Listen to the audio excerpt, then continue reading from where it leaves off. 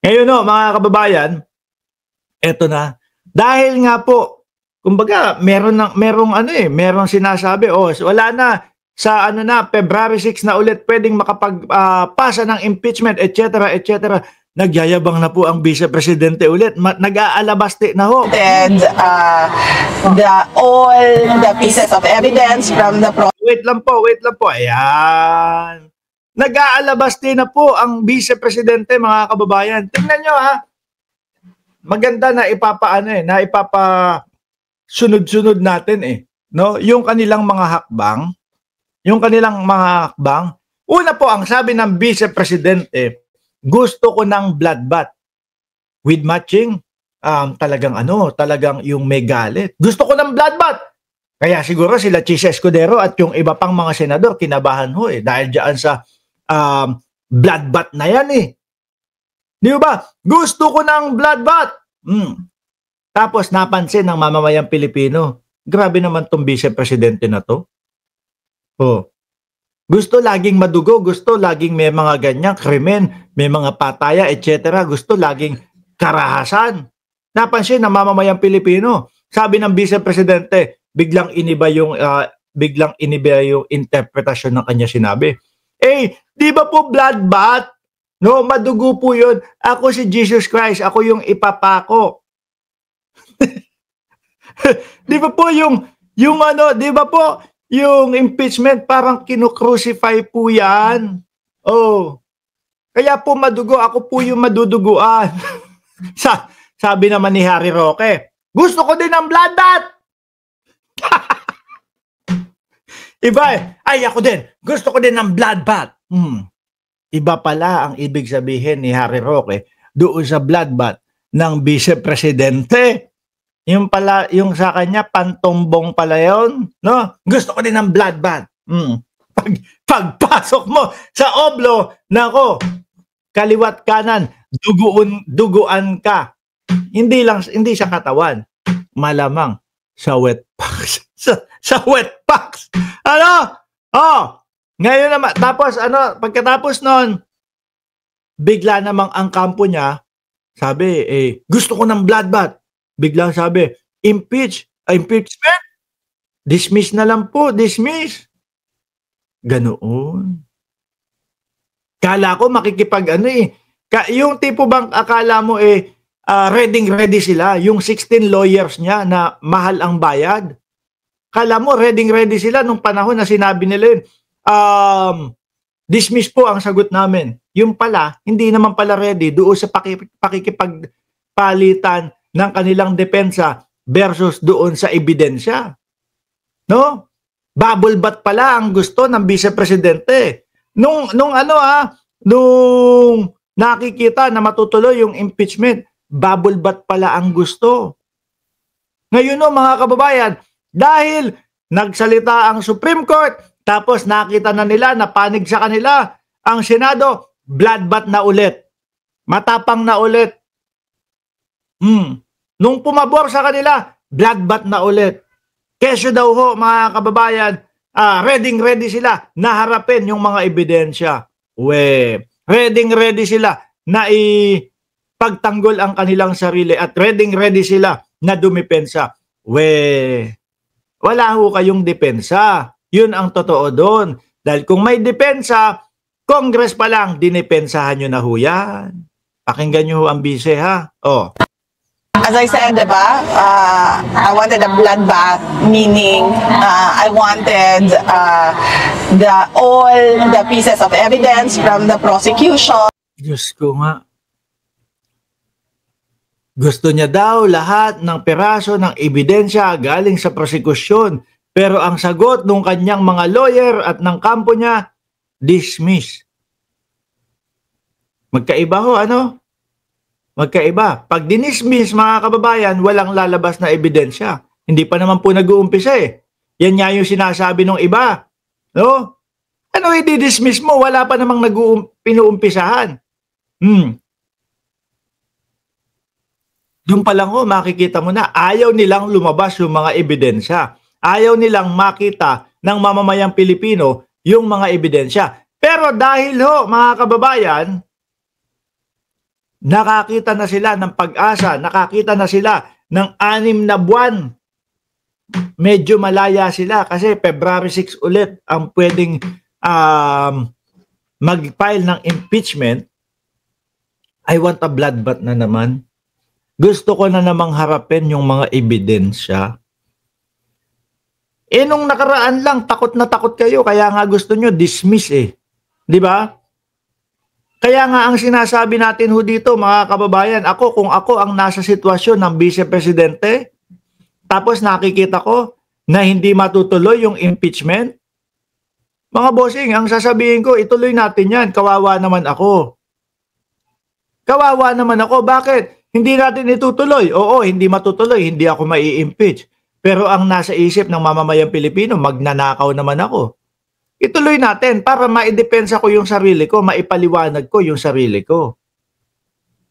Pero ano gusto nila? Ano gusto ng kampo nila? Dismiss. Masaya na sila doon na hindi matuloy ang impeachment, na hindi ma-impeach ang Vice Presidente. Pero yung paglilinis ng pangalan, yan mo na yun. Otay na yun, di ba, Chai Chair? Otay na yun. Importante, di ako mai-impeach. Yun ho ang nakikita ko dyan, mga boss chief amo, sir. Yan po ang nakikita ko dyan, mga kababayan. Yung tipo bang puro salita lang. Alabasti ho. Hamon, hamon, hamon. Suntukan, suntukan. Pagka nagkita kami ni Torres, sasampalin ko yan. Putrages na yan. Yung kamay ni Baste hanggang ngayon, hindi pa din ho dumadampi sa pisngi ni General Torre. Hanggang salita lang po. Biglang meron kang makakarinig. Hindi ako pumapatol ng matanda Minsan gusto mo, murahin na lang no? Puro kakalokohan. Puro kakatsupapi mo nyanyuhan. Puro tsupapi mo nyanyo. Sabi ko yung angas ni Baste, mga bossing, wala ho yun. Yung mukhang sanggano lang po. Yung mukhang pangkontrabida lang ho. Medyo hawig ni Max Alvarado Pero hanggang ganun lang ho yun. Yung sasabihin mo, makipagsuntukan yan. Yung sasabihin mo, makipag-away kalye yan. Wala ho yan. Imposible yun, mga kababayan. Anak mayaman niya, tingnan mo nga kung sumuntok.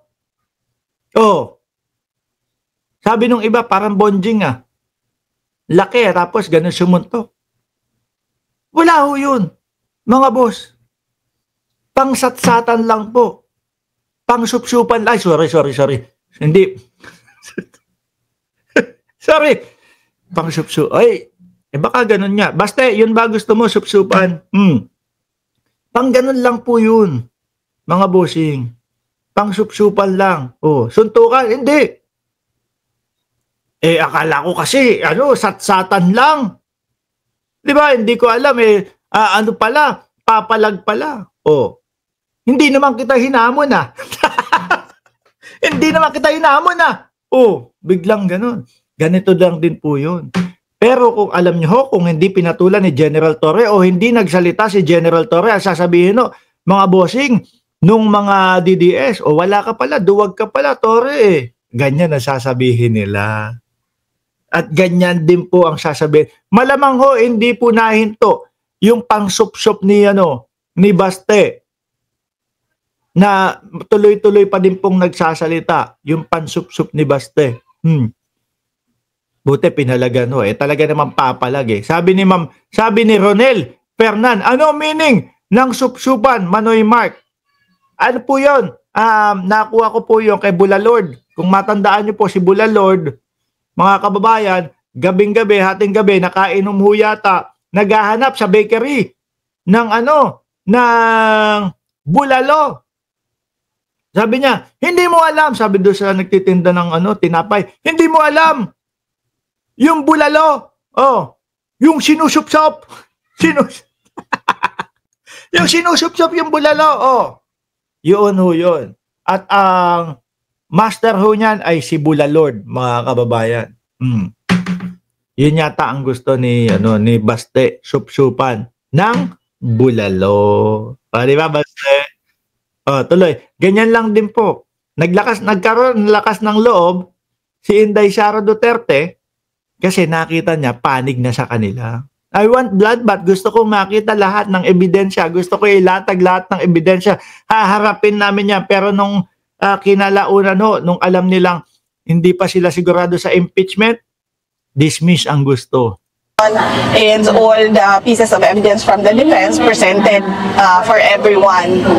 But unfortunately, wala na siya sa pagkakaroon. And of course, Aray. Sorry, Madam BP. Sorry na. Sa akin mananatili sa isipan ko na lamang sa isipan ko na ninakaw mo yung pondo ng bayan.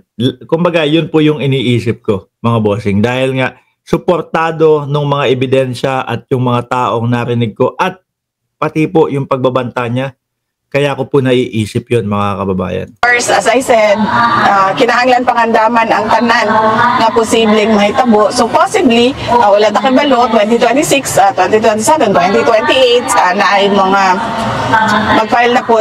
Biruin mo, no, kakausapin kakausapin yung mga presidente ng India, presidente, magkanababalo.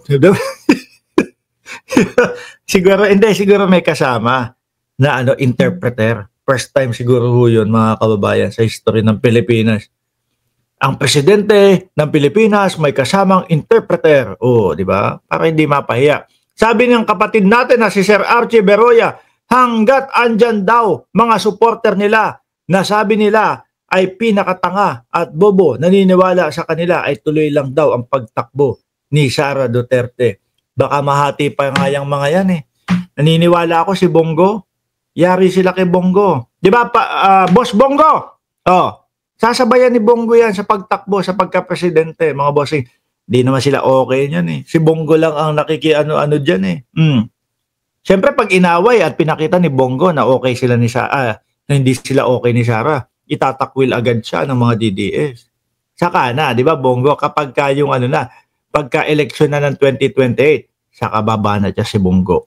The impeachment, that will be another opportunity to answer.